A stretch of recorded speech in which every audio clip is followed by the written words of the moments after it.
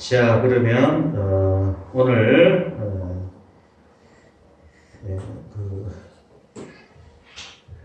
욥기 말씀을 찾아가려고 그러는데요. 욥기의 전체 주제를 우리의 답을 찾아가다라는 제목으로 욥의 이야기를 살펴보려고 합니다. 우리가 욥의 이 욥기의 내용을 쭉 이제 찾아보면 일종의 퍼즐이라고 아시죠? 그림이 있는데 그림을 이렇게 모양을 다 비슷하게 만들어서 딱 쪼개갖고 딱 풀어놓고 퍼즐을 맞추는 거 있잖아요. 뭐 우리가 신앙에 대해서 생각을 해보면 뭐 이런 얘기, 하나님은 사랑이시다, 하나님은 전능하시다, 뭐 이런 우리가 알고 있는 여러 가지 대답들을 가지고 있는데 이게 일종의 큰 그림인 것 같습니다. 뭐 하나님의 사랑이라 그러면 하나님의 사랑이라는 것이 어떻게 어떤 모양으로 어떤 상황에서 어떻게 우리에게 전달이 되고 우리가 깨달을 수 있고 이해할 수 있는가, 이렇게 구체적으로 질문을 던져보면 사실 그 대답하기가 그렇게 만만치 않습니다. 또 우리가 그냥 하나님은 사랑이시라고 말을 하지만 진짜로 내가 그것을 경험하고 체험하고 또 고백하고 있는가 물어보면 그냥 우리가 하는 얘기지, 그냥 이렇게 상투적으로 하는 말일 뿐이지, 그냥 편하게 하는 말이지, 진짜 내가 그것을 믿는가, 이런 질문을 이제 해보게 되는 거거든요. 그래서 이 욥기의 내용도 뭐 욥이 하나님을 잘 믿는 사람이었지만 그러나 그 하나님에 대해서 그가 어떤 생각을 가지고 있고 어떤 믿음이 있고 또 부족한 점이 뭐고 또 잘하고 있는 부분이 뭔지는 사실 잘 모르거든요. 그래서 욥의 이야기는 처음부터 욥이 꽤 괜찮은 사람으로 표현되지만 그러나 수많은 여러 상황들과 형편을 통해서 일종의 퍼즐을 맞추듯이 하나하나 맞춰서 욥의 신앙이 뭐고 욥의 신앙에 나타난 하나님의 어떤 모습인지를 우리에게 소개하는 겁니다. 그래서 여기서는 다양한 질문들 또 다양한 대답들을 통해서 이건 아니고 이건 맞고 이렇게 구분해가는 과정들이 나타나고, 그리고 나중에 욥이 하나님은 이런 분이구나 라고 깨닫는 과정에까지 42장에 나오는데요. 하나님이 이런 분이구나 라고 소개를 하는 겁니다. 그러면 이제 욥이 발견했던 하나님을 우리가 그러면 우리의 대답이 될 수 있느냐? 그러나 그거는 이렇게 쉽지 않습니다. 왜냐하면 욥은 삶의 상황하고 하나님에 대한 지식이 서로 연결되어져서 결국 하나의 올바른 대답을, 마치 퍼즐을 맞춰서 완성된 그림을 가지는 거거든요. 우리가 다른 사람이 퍼즐을 맞춰서 완성된 그림을 보고 있다고 해서 다시 그걸 뒤엎어버리면 쉽게 퍼즐을 맞출 수 있나요? 잘 안 되잖아요. 그죠? 자기가 다 맞춰야 돼요. 뭐 우리가 퍼즐이 한 50피스만 되면 어렵지 않게 맞출 수가 있는데 이게 500이 되고 1000피스가 되고 숫자가 많아지면 많아질수록 이거는 많은 시간과 열정을 들여서 해도 할까 말까 하는 수준이 되는 거죠. 어떤 거는 뭐 한 달이 걸리기도 하고 엄청 많은 시간이 걸리게 되는 겁니다. 생각해보면 여러분의 각자의 삶의 자리에 우리가 하나님을 믿고 있고 신앙을 가지고 있지만 우리의 삶에 다양하게 그 하나님에 대한 지식이, 하나님에 대한 이해가 내 삶이라는 이 형편 속에서 서로 연결시켜서 퍼즐을 맞추는 작업들을 해 나가게 되죠. 그래서 우리가 질문을 던지게 돼요. 이게 뭐지? 왜 이런 일이 일어나지? 난 이런 상황에서 어떻게 살아가야 되지? 이렇게 하게 되는 거거든요. 그래서 우리가 욥이 그 대답을 찾아가는 과정을 통해서 우리는 어떤 대답을, 어떤 질문을 하고 있고 거기서 어떤 대답을 하고 있는지를 서로 비교해 보면서, 이거는 어떻게 보면 욥이 찾아가는 여정이거든요. 그래서 내가 내 삶에서 벌어지는 상황은 좀 달라요. 그래서 우리는 그럼 나는 이 상황에서 어떤 질문을 하고 어떻게 하나님이 내 인생과 삶의 자리에 개입하시고 역사하시고 나를 인도하시는 것인지에 대한 대답을 여러분이 동시에 질문을 하고 답을 찾아가는 겁니다. 그래서 우리는 욥의 답을 찾아가는 과정을 통해서 우리의 답을 찾아보는 그런 시간이 되었으면 좋겠다. 또 그러려고 우리가 이제 이 욥기를 살펴보는 건데요. 그래서 이 욥의 전체 주제는 욥의 답을 우리가 살펴보는 것이지만 실제는 우리가 우리의 답을 찾아가는 그런 시간이 되었으면 좋겠다. 또 그렇게 되어야 하겠다라고 해서 질문이 있는 겁니다. 자, 그러면 욥의 퍼즐을 욥이 하나님에 대한 퍼즐을 이제 맞춰가는 첫 시작에 있어서 욥이 어떤 사람이냐를 1장 1절부터 12절까지 소개를 특히 5절까지 소개를 해주고 있습니다. 여기 보면 욥은 매우 훌륭한 사람이 틀림이 없죠.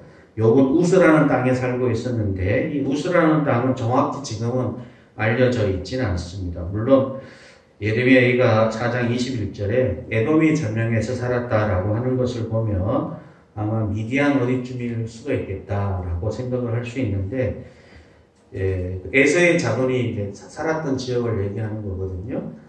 근데 이게 연대가 워낙 차이가 나기 때문에 지금은 정확히 어딘지는 알 수는 없습니다. 그리고 그의 자녀가 보면 2절에 보면 아들 7, 딸 3이 태어나 실제로 그 자녀로 있었습니다. 그런데 여기서 중요한 거는 진짜 7이고 딸이 3이었을까는 좀 의문의 여지는 있습니다. 왜냐하면 성경에서 제일 중요한 숫자가 있습니다. 숫자. 7이 들어가는 숫자, 3이 들어가는 숫자는 좀 상징적인 의미가 있어요. 왜냐하면 여기서 아들이 죽잖아요. 42장 제일 마지막에 보면 다시 회복되는 아들들의 숫자도 아들이 7, 딸 3이에요. 그러니까 상징적인 용어일 수 있습니다. 아들이 많았고 딸이 많았다. 7이라는 것은 우리 성경에서는 완전한 숫자에 들어가고 3이라는 것도 하나님의 숫자, 삼위일체, 3이 상징적인 숫자거든요. 예를 들면 요셉이 요셉이 그의 형제들을 불렀을 때 야곱과 그의 가족들이 70명이 내려와요. 근데 꼭 70명은 아니거든요. 그런데 7이라는 숫자를 쓰기 위해서 70이라는 단어를 더 쓰게 되는 거거든요. 그처럼 이게 정말 7이다, 딸 3이다 이런 의미는 아니고, 그러니까 이 가지 문학 화목에서 7자와 3자를 일부러 끌어들여서 쓰고 있는 것으로 보입니다. 그리고 소유물은 보니까 엄청 많아요. 7,000마리, 3,000마리, 소가 500이고, 암나귀가 500이고, 종도 많았고. 그래서 동방 사람 중에서 가장 훌륭하다, 라고 말을 할 정도로, 이스라엘 땅을 기준으로 동쪽에, 에돔 지역이니까 약간 밑에 이제 미디안 쪽일 테니까, 그쪽에서는 가장 으뜸인 사람, 훌륭하다는 말은 최고다, 재산이 최고다 이런 뜻이거든요. 가장 부유한 사람이라는 것을 의미합니다. 그런데 우리는 여기서 중요하게 봐야 될 것은 그의 이 풍성한 재산을 소개하는 것은 우리가 1장 하반에 이제 고난을 당하기 때문이기도 한데 이것의 강조점은 사실 이 재산 자체가 강조점이 있는 것이 아니라 1절에 보게 되면 그가 어떤 사람인지를 먼저 소개하죠. 온전하고 정직하다. 또 하나님을 경외하고 악에서 떠나는 사람이다. 라는 것을 소개를 하고 있습니다. 온전하고 정직하다는 것은 일종의 상태를 얘기하는 거고요. 하나님을 경외하고 악에 떠나는 사람 행동으로 나타나는 것인데 온전한 흠이 없다는 말하고 하나님과 경외하다가 짝으로 나타나고 정직하다는 말과 악에서 떠난 자라는 말이 또 서로 연결이 되어 있습니다. 악에서 떠나려고 했기 때문에 그런 정직한 사람이에요. 죄를 짓지 않으려고 했기 때문에 정직한 사람이라는 거죠. 이게 잘 기억하셔야 돼요. 정직하게 살려 했기 때문에 정직한 사람이 아니라 죄를 짓지 않으려고 했기 때문에 정직한 사람이라는 거예요. 죄가 하나도 없다는 말은 아니죠. 그죠? 가능한 죄를 짓지 않으려고 했기 때문에 그런 정직한 올바른 길을 걸어갈 수 있었다는 겁니다. 그리고 흠이 없는 사람인데 흠이 없으려면 내 흠이 뭔지를 알아야 되잖아요. 그죠? 그러면 내 흠을 발견하려면 그 기준이 필요하잖아요. 그죠? 내가 나를 볼 때 나는 괜찮은 사람이야. 이거 갖고는 충분하지 않아요. 그건 뭐냐면 하나님을 경외한 사람이었기 때문에 그런 흠이 없는 사람이었다는 겁니다. 그러나 여기서 이 욥을 설명할 수 있는 가장 중요한 단어는 그가 하나님을 경외하는 사람이었다는 것이 핵심입니다. 그것은 이후에 6절 이하에 보면 사단과의 대화에서 욥을 가르쳐 하나님을 경외하는 사람이라고 그의 특징을 한마디로 정의하고 있는 거죠. 하나님을 경외하는 사람은 흠이 없고 그런 사람은 죄에서 떠나려고 하고 그러려면 그 사람은 정직한 사람이 될 수 있다는 겁니다. 그래서 욥을 설명하는 가장 대표적인 단어는 그가 하나님을 경외하는 사람이었다는 겁니다. 그가 하나님을 경외하는 사람이었기 때문에 이 모든 것이 주어져 있었습니다.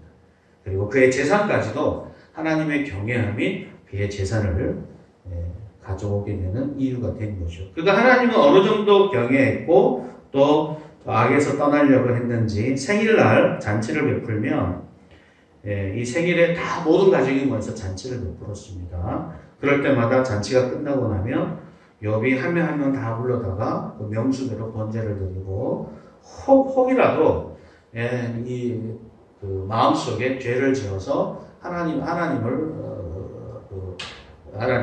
그 진노케 한 부분이 있는지를 돌아보고 혹 있다면 하나님의 용서와 자비를 구하는 제사를 항상 드렸다는 겁니다. 그래서 5절 마지막에 욥의 행위가 항상 이러했다. 이게 하나님을 경외한다라는 표현의 하나의 신뢰로 소개하고 있는 것입니다.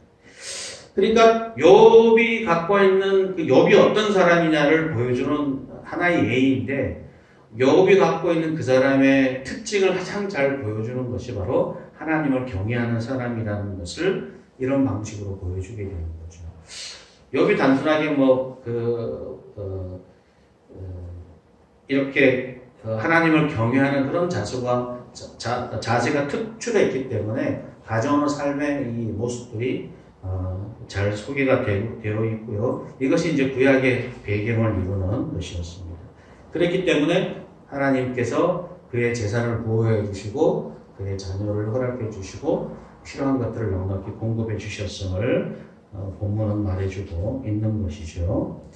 자, 그 다음에 이어서 6절 이하에 보게 되면 그런데 이제 하나님 앞에 하나님의 아들들도 모이고 사탄도 모였습니다. 그런데 이때 사단이 이렇게 하나님에게 질문을 합니다.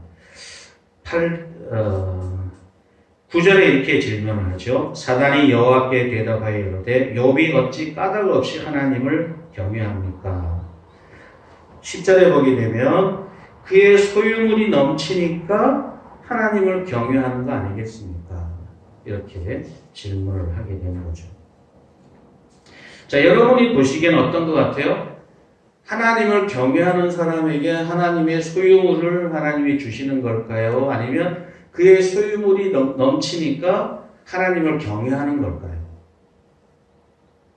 둘 다는 서로 연관이 있다고 지금 설명을 하는 것인데 어떤 게 선후 문제냐가 이제 걸려 있는 거죠. 하나님은 욥이 하나님을 경외하기 때문에 내가 그를 보호하고 지켜주고 있다라고 얘기하고 있는 거고 사단은 거꾸로 하나님이 그를 보호해주고 지켜주시니까 그가 하나님을 경외하는 것이 아니냐 반대로 얘기하는 거예요. 이 두 가지 차이가 있는 거죠. 그래서 사단은 이렇게 생각을 하는 거예요. 하나님께서 10절에 보게 되면 그와 그의 집과 그의 모든 소유물에 울타리를 두시기 때문이 아닙니까? 주께서 그의 손에 하시는 바를 복되게 하사 그의 소유물에 땅을 넘치게 하셨다. 만약 하나님께서 그의 소유물을 치면 그러나 하나님의 경외함이 흐트러질 것이다. 욕을 하다는 말은 이제 저주하다는 말이거든요. 하나님을 저주하실 것이다. 그러니까 그의 소유물이 하나님의 경외함의 근거가 된다는 거죠.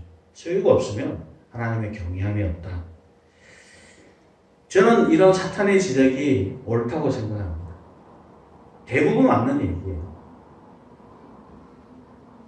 우리는 아니라고 말할 수 있을까요? 쉽지 않잖아요. 그죠? 제가 이렇게 제 신앙의 여정을 이렇게 돌이켜보게 되면 내가 내 삶의 자리가 공부하고 힘들고 어려울 때 과연 내가 그때 하나님을 계속 경외하고 있었는가?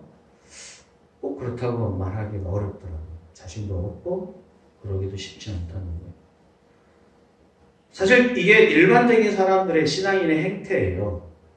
하나님을 경외함이 우선이 아니라 하나님이 주시는 선물이 있기 때문에 그것이 우리가 하나님을 경외하는 근거로 사용을 하죠. 교회 나오는 많은 사람들이 그런 자리에 서 있습니다. 많은 목회자들이 은퇴를 앞두고 그 좋던 신앙을 잃어버리고 충분한 재물을 가지려고 또 가지고 있음을 자랑하는 모습을 봅니다. 인생의 절정기의 신앙을 보여주는 사람들이 조금만 그의 소유물에 타격을 입고 어려움을 겪고 또는 사업이 망하거나 힘겨운 상황이 되며 사단이 지적했던 것처럼 하나님의 경외함을 철회하는 것을 보게 됩니다. 꼭 소유의 문제가 아니더라도 우리 인생의 위기의 어려운 순간이 되면 우리는 손쉽게 하나님을 욕하는 우리 자신을 발견하게 됩니다. 우리는 그런 사람에게 당신의 신앙은 형편없어라고 자신 있게 지적하고 정죄할 수 있을까요? 아니에요. 어쩌면 내가 좀 재산을 좀 잃고 어려움을 처해 본 적은 있을지는 모르지만 그러나 여전히 내가 갖고 있는 지혜와 내가 갖고 있는 여유가 있다면 우리는 하나님의 경외함을 포기하지 않을 수 있을 것입니다. 그러나 하나님께서는 욥은 최소한 그런 사람은 아니었다는 거예요. 욥만큼. 그게 일반적인 원리이긴 해요. 사람이 말하는 게 틀린 건 아니거든요. 그게 일반적인 신앙인의 행태이긴 하지만 그러나 하나님은 욥만은 그렇지 않다라고 얘기하는 거예요. 욥만. 하나님께서 바옥수만은 그렇지 않게 얘기해 주셔야 되는데 여러분 어떻습니까? 하나님께서 여러분을 보시고 야 우리 한마음교에 있는 이 교인 이 사람은 절대로 그러지 않아. 이렇게 말할 수 있는 사람일까요?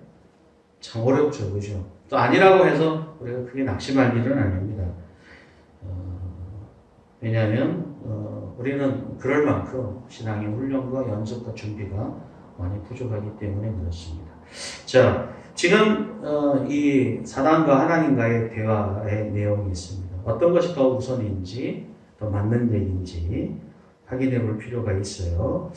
자, 이제 분명한 것은 뭐냐면 이제 13절부터 이 이야기가 시작된다는 겁니다. 우리가 이미 결론을 알고 있긴 하지만 좀 살펴보죠.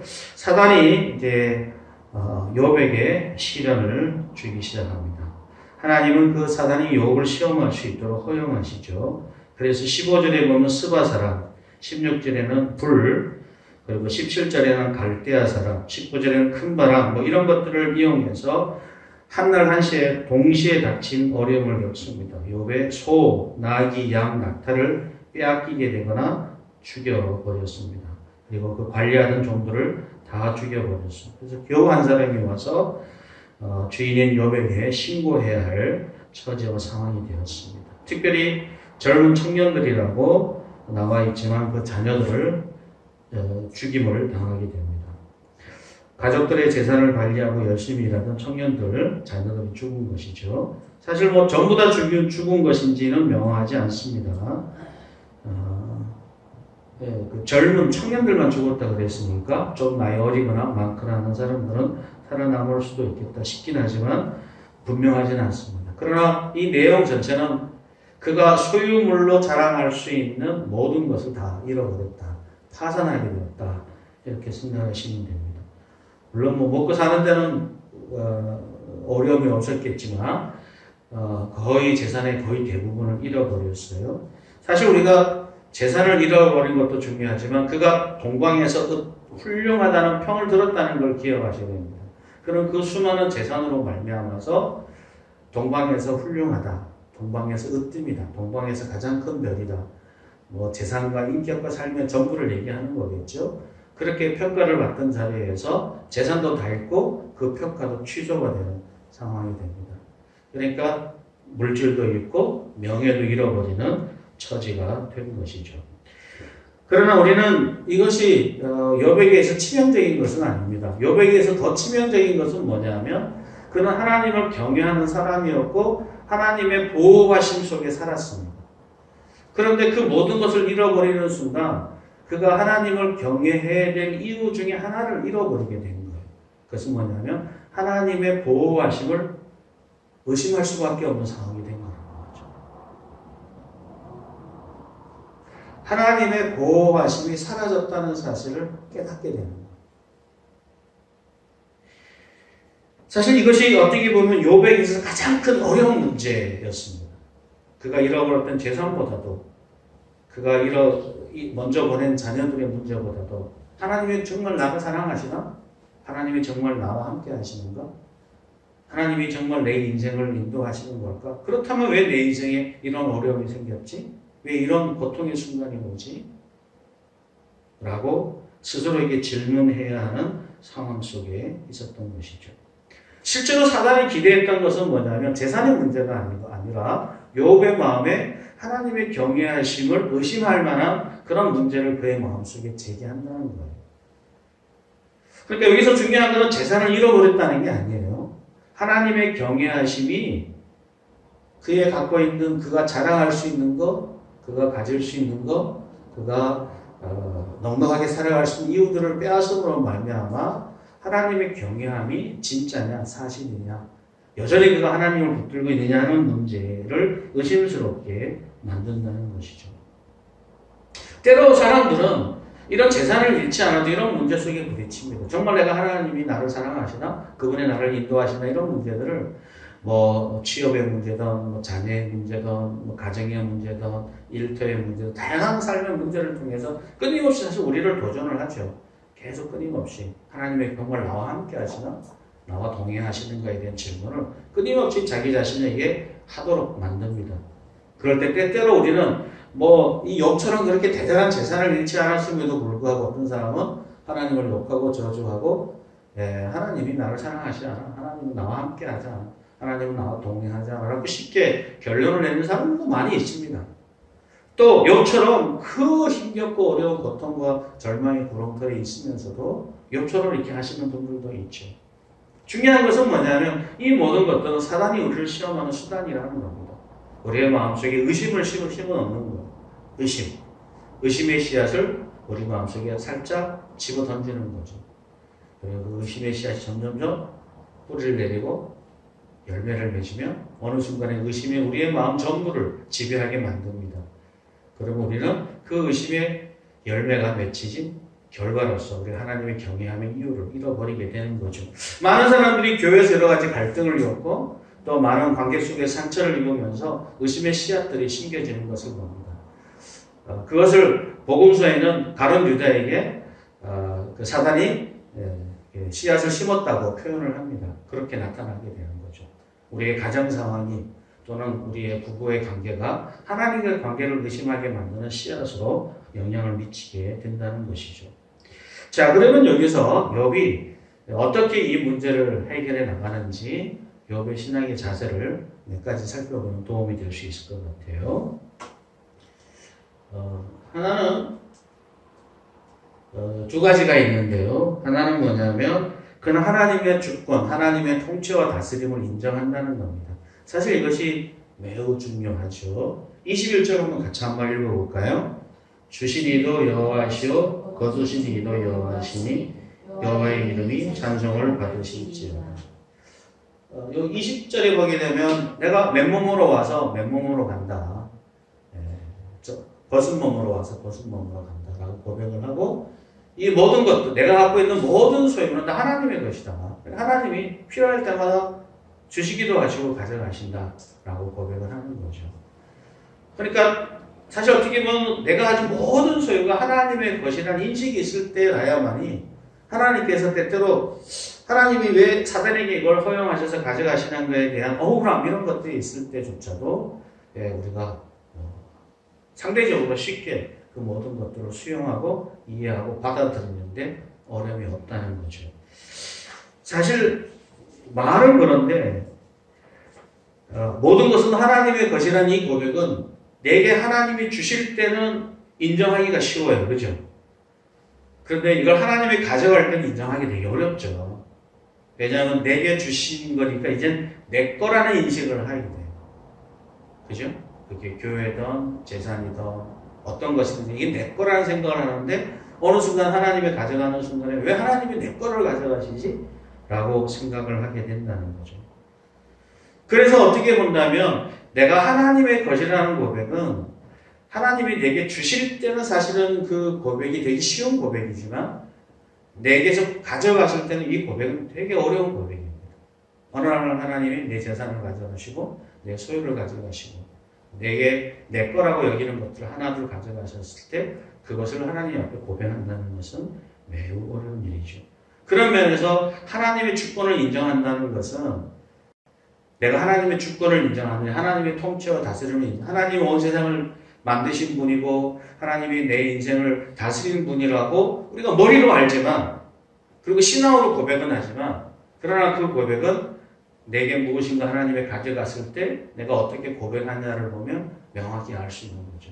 그런 면에서 욥은 정확하게 하나님의 주권을 인정하는 사람이 없다는 거. 하나님의 통치와 다스림이 내 모든 삶을 다스리고 있다는 사실을 인정하는 사람이라는 거죠.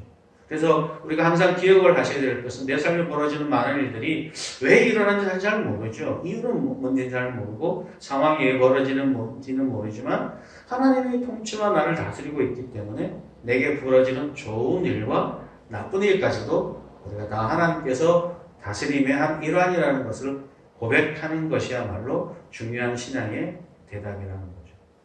그것이 있어야 된다는 겁니다. 두 번째는 뭐냐면 흥미로운 것은 뭐냐면 그가 이런 일을 있었을 때 20절에 보게 되면 욥이 일어나서 겉옷을 찢고 머리털을 밀고 땅을 엎드려 예배하였다라고 고백을 해요.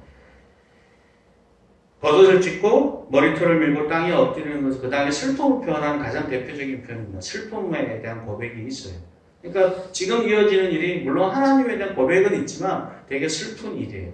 보통 우리가 이런 슬픈 일을 당하게 되면 대체로 이 문제에 대한 원인을 찾게 되고 그 원인을 누군가를 탓하는 방식으로 나타납니다. 두 가지 방법이 있어요. 보통 자신을 탓하거나 다른 이웃을 탓하는 거예요. 그죠? 근데 흥미롭게도 욥은 전혀 다른 사람을 탓하지 않아요. 종이 보고하러 왔을 때 너네가 제대로 지켰어야지라고 종들을 탓하지 않습니다. 그죠? 자녀들이 잘 관리하지 못했으니까 자녀들을 탓하지도 않아요. 심지어는 내가 그러면 좀 더 방비를 잘해서 이렇게 주변의 사람이 약탈하러 왔을 때 내가 좀 더 잘 싸웠어야 되는데 내가 준비를 잘해야 되는데 라고 자기 자신을 탓하지도 않아요. 어쩌면 그런 것들이 원인이 되어줄 수 있는, 인간적으로 보면 내가 이렇게 주변에 스바 사람이나 갈대아 사람들이 약탈하러 오는 사람들이 많이 있잖아요, 그 당시에. 그리고 사실 그렇기 때문에 재산이 많을수록 종들이 많을 수밖에 없어요. 지켜야 되니까. 재산을 관리하기 위해서. 근데 그 약탈하는 사람들이 그 싸움이 진 거잖아요. 그래서 빼앗겼으니까 내가 좀 더 방비를 잘하고 더 좋은 병사들과 좋은 노예들을 키워서 이걸 잘 지켜야 되는데 그렇게 못했구나. 라고 철저하게 컨설팅해서 문제의 원인을 파악하지 않습니다.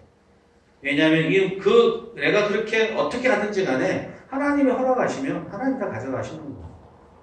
나의 준비가 좀 더 잘 돼 있으면 그럼 안 뺏길 자신이 있느냐? 그렇지 않다는 거예요. 그러니까 이 모든 일이 하나님의 통치 속에 있다는 것을 인정했을 때 다른 사람들에게 쉽게 우리가 탓하지 않습니다.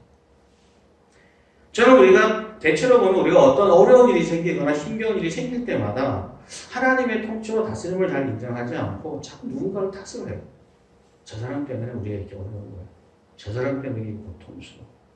내가 좀 더 성실하게 일했으면 괜찮을 거야. 치면 자기 자신을 또 가혹하게 자학하는 사람도 있습니다. 내가 좀 더 잘할 거야. 내가 좀 더 애를 쓸 거야. 내가 좀 더 수고했으면 내가 지킬 수 있었을 텐데.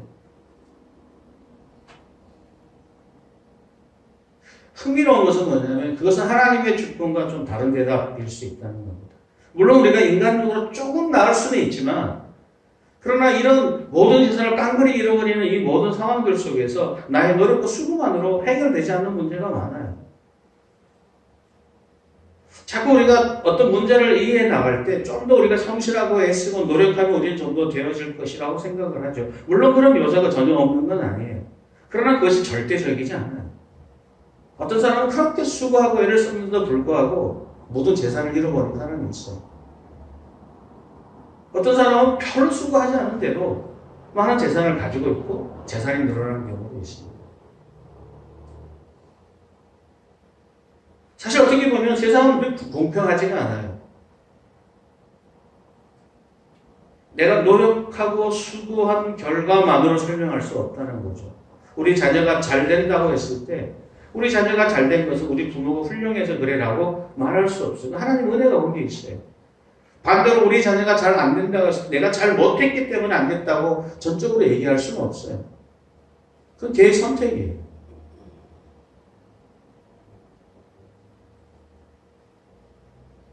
제가 제일 염려하는 것은 뭐냐면 우리 삶에 벌어지는 많은 일들 속에서 자꾸 그것을 자신과 누군가를 탓하면서 끊임없이 괴롭히는 겁니다. 욥 경우 생각해보면 충분히 그럴 수 있죠. 나중에 우리가 2장에서 보게 되면 아내가 사단에게, 그 욥에게 얘기해요. 하나님 앞에 저주하고 죽으라고 얘기해요. 그렇게 자기 입술을 경건하게 살았는데 당신이 다 잃어버리고 건강마저 잃어버린 그 욥에게 그렇게 얘기해요. 그렇게 마음으로도 편할 거 아니에요. 그죠? 어쩌면 그 아내는 욥의 마음을 너무나 잘 알기 때문에 위로하고자 하는 말일 수도 있어요. 누군가를 탓하는 거죠. 그래서 우리가 눈에 보이는 대상이 누군가를 탓하지 않는다면 그 다음에 탓할 대상은 누구겠어요? 하나님을 탓하는 거예요. 자기를 탓하든 이웃을 누군가를 책임을 묻든 정 안 되면 하나님에게 책임을 물어보는 거죠.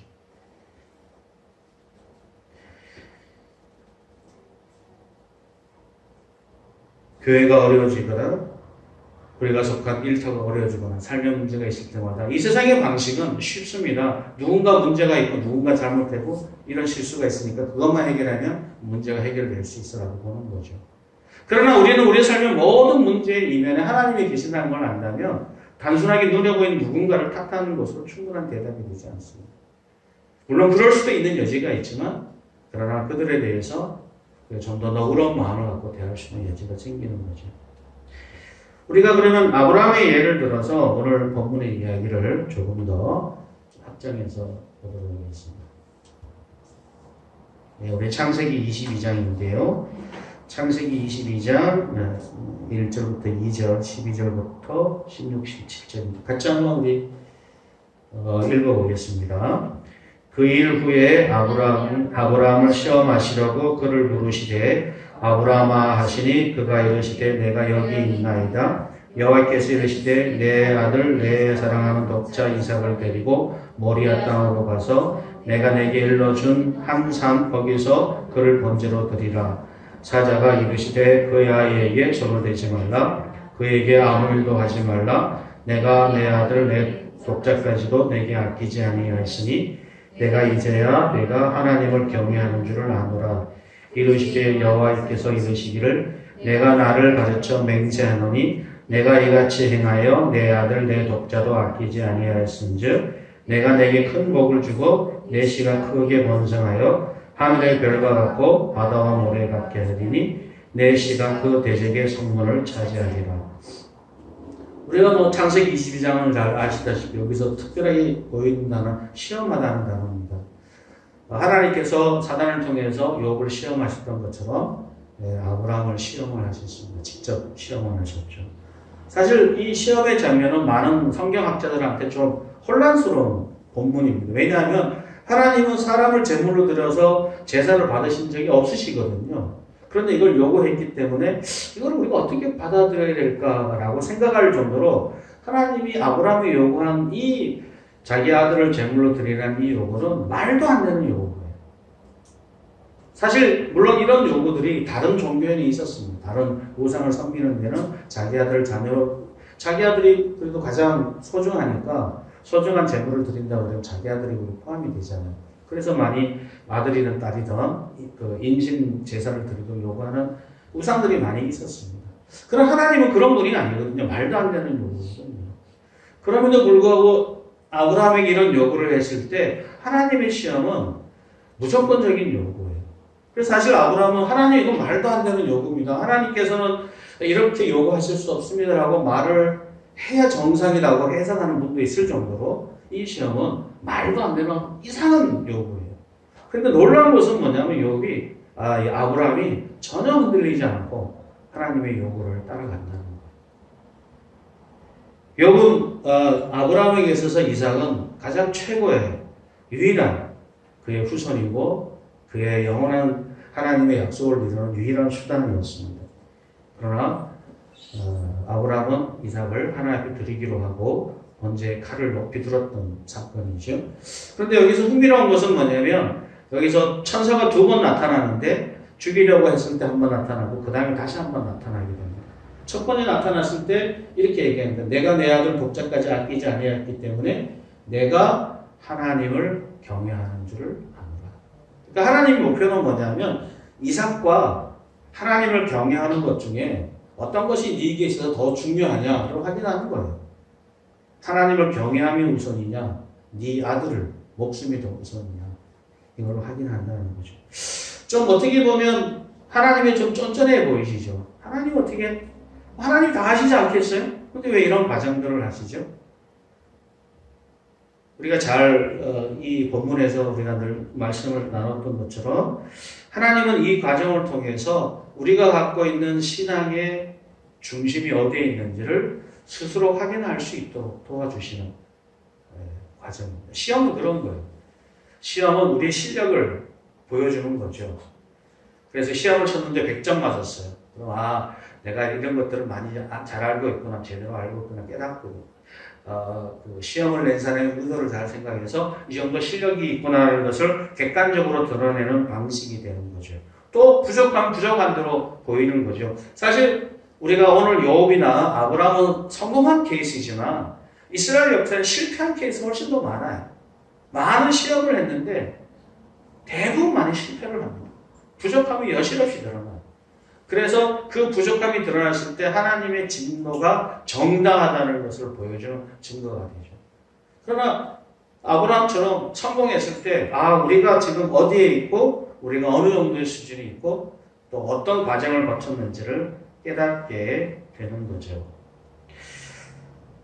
조금 더 이어서 두 번째 17절 이해해 보게 되면 내 아들을 독자를 아끼지 아니하였으니까 그 다음에 뭐냐면 내게 큰 복을 주겠다.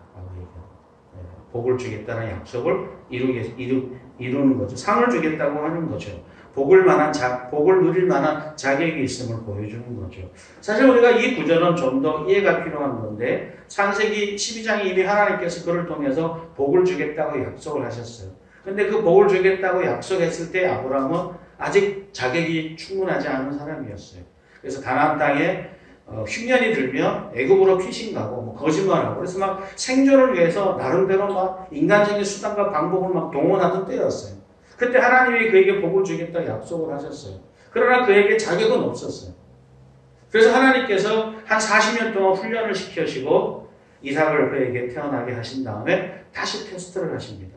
테스트 하시고 나서 이 약속은 사실 12장이 이미 약속하신 거예요. 새로운 약속이 아니에요. 그렇다면 이 약속을 다시 40년 전에 했던 약속을 다시 언급하는 이유는 뭡니까? 이제 그 복을 누릴 만한 자격이 되었음을 선언하는 거예요.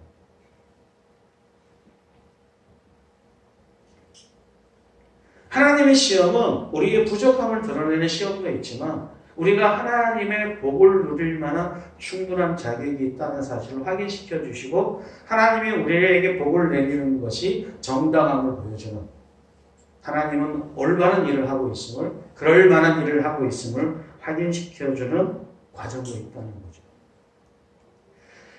다시 말하자면 하나님이 우리에게 여러 가지 고난과 어려움, 환난을 허락해 주실 때 우리를 해코지해서 불편하게 해서 우리를 무너뜨리려고 하시는 것이 아니라 우리가 그 시험 속에서 우리가 갖고 있는 믿음의 가치를 잘 드러내고 확인시켜 줌으로 말미암아 하나님으로부터 받는 상이 정당하고 옳다는 것을 우리 스스로 증명해 내기를 원하시는 거예요. 이해되시죠? 우리를 벌 주려고 환난하는 것이 아니라 우리에게 상을 주려고 고난을 허락하신다는 거예요. 물론 우리가 고난을 당할 때는 시험을 칠 때는 힘들죠. 그잖아요. 그죠? 뭐든지 우리가 시험을 치는 과정들은 힘들어요. 우리가 목사하고 칠 때도 그렇고 그 과정들을 준비하고 때로는 떨어지기도 어려운 과정들이 있죠. 그러나 그 어려운 과정을 넉넉히 이기고 시험을 치러서 그 시험을 통과하고 이르게 되면 그 명예, 그죠? 그 기쁨, 그것으로 말미암는 즐거움들이 배가 되는 거죠. 내가 이 과정을 위해서 10년 동안 수고했는데 드디어 내가 여기에 붙었고 여기에 합당한 일을 하나님의 일을 할 만한 자격을 가진 사람임을 증명해냈을 때 가져오는 즐거움과 기쁨과 소망이 있게 되는 거죠. 그러려고 우리의 고난이 있는 거예요. 이 고난을 통해서 우리를 무너뜨리거나 우리를 형편없는 우리의 실력을 드러내서 우리를 넘어뜨리게 하는 목적이 아니라는 거죠. 하나님이 주시는 모든 시험들은 우리를 통해서 하나님께서 우리에게 그의 충분한 하나님을 깨닫고 하나님의 이해를 하고 하나님의 쓰임을 받도록 하기 위한 거죠. 신명기 8장도 마찬가지고 성경에 나오는 대부분의 하나님의 시험들은 우리를 하여금 우리 자신의 정체를 깨닫고 그래서 하나님 앞에 믿음의 하나님을 경외할 수밖에 없는 또 경외하고 있는 그 우리의 신앙의 자세를 온전히 드러냈을 때 하나님의 큰 복으로 우리에게 함께 주시기 위해서 이런 시험들을 허락하신다는 겁니다. 욥은 그걸 잘 통과했죠. 욥은 성공적으로 했습니다. 하나님의 주권을 인정하고 아무도 탓하지 않고 그에게 닥친 고난을 있는 그대로 인정을 하고 하나님을 오히려 찬양하는 자리에 설 수 있었습니다. 이것을 좀 신약의 말로 좀 고상하게 표현을 하면 아마 이런 성경 구절이 이 구절이 될 겁니다. 같이 한번 읽어볼까요? 다만 이뿐 아니라 우리가 환난 중에도 즐거워하나니 이는 환난은 인내를, 인내는 연단을, 연단은 소망을 이루는 줄 알미로다. 소망이 우리를 부끄럽게 하지 아니함은 우리에게 주신 성령으로 말미암아 하나님의 사랑이 우리 마음에 부은 바 됨이니 그뿐 아니라 이제는 우리로 화목하게 하신 우리 주 예수 그리스도로 말미암아 하나님 안에서 또한 즐거워하느니라. 우리에게 환난은 있죠. 환난은 우리가 피해갈 수 없습니다. 하나님이 우리를 사랑하고 보호하시지만 환난 자체를 우리가 없게 하시진 않아요. 왜냐하면 환난 자체가 우리에게 저주나 우리를 무너뜨리는 수단이 아니라 오히려 신자들에게는 오히려 이 환난이 이렇게 우리에게 역사한다는 거죠. 환난은 인내를 낳고 인내는 연단을 낳고 연단은 소망을 만들어내기 때문에 그렇습니다. 그래서 우리가 하나님의 사랑이 예수 그리스도 안에서 성령을 통해서 우리가 주어졌기 때문에 그 예수 그리스도 안에서 우리가 하나님의 사랑을 이미 알고 있다면 환난 속에서 무너지지 않고 끝까지 소망을 붙들고 살아갈 수 있는 이유가 그리스도 안에서 우리에게 이미 소개되었고 그리고 그것을 하나하나 우리 가운데 성취해가는 과정 속에 있다는 것입니다. 그러므로 고난은 하나님의 사랑이 어떻게 우리의 삶 속에 나타나는지를 확인해가는 과정이라고 할 수 있습니다. 일종의 우리를 정련시키는, 단련시키는, 연단시키는 과정이라 할 수 있죠. 우리 속에 불순물을 제거하고 하나님의 경외함이 때때로는 불순물이 너무 많이 묻어 있어서 순수하지 못할 때가 있어요. 그래서 우리 실패할 때가 종종 있죠. 고난 속에서 하나님에 대한 신뢰가 그분의 경외함이 흔들릴 때도 있고 무너질 때도 있고 제대로 세워지지 못할 때도 있지만 그러나 그 고난을 통해서 환난을 통해서 하나하나 그 답을 찾아가는 과정들을 통해서 세워져 나갈 때 결국은 우리가 하나님 앞에 온전한 사람으로 세워지게 되는 거죠. 사실 이 첫 번째 시험은 잘 통과했기 때문에 덧붙일 것은 없지만 두 번째 시험이 정말 어려운 시험이었기 때문에 그 이후에 일어나는 과정들이 매우 중요하게 되는데요. 그래서 결국은 우리가 욥기 42편에 보면 마지막 이런 고백을 그가 이 고난의 과정을 통해서 얘기하게 됩니다. 42장 5절에 보면 내가 주께 대하여 귀로 듣기만 하였사오나 이제는 눈으로 주를 배웠나이다. 그러므로 내가 스스로 거두어드리고 티끌과 제 가운데 회개하나이다. 아까 그 예배드리는 장면이 있었던 것처럼 여기 보면 이제 내가 주를 귀로만 들었는데 이제 눈으로 본다. 귀로 듣는 것은 조금 우리가 거리가 좀 우리 감각적으로 좀 멀리 있다는 느낌이 들잖아요. 본다는 것은 좀 더 가까운 느낌이 들고 확실한 증거가 되잖아요. 욥이 이런 과정 속에서 답을 찾아가는 과정을 통해서 하나님이 어떤 분이신지에 대한 분명한 대답을 얻게 되고 고백을 하게 되고 그래서 하나님의 경외함이 예전에도 물론 대단했지만 이후로는 더 단단해져서 하나님의 온전한 대답을 할 수 있게 된 것입니다. 오늘 우리가 당하는 고난의 현장 속에서는 사실 이런 대답들이 귀에 썩 들리지 않을 수 있잖아.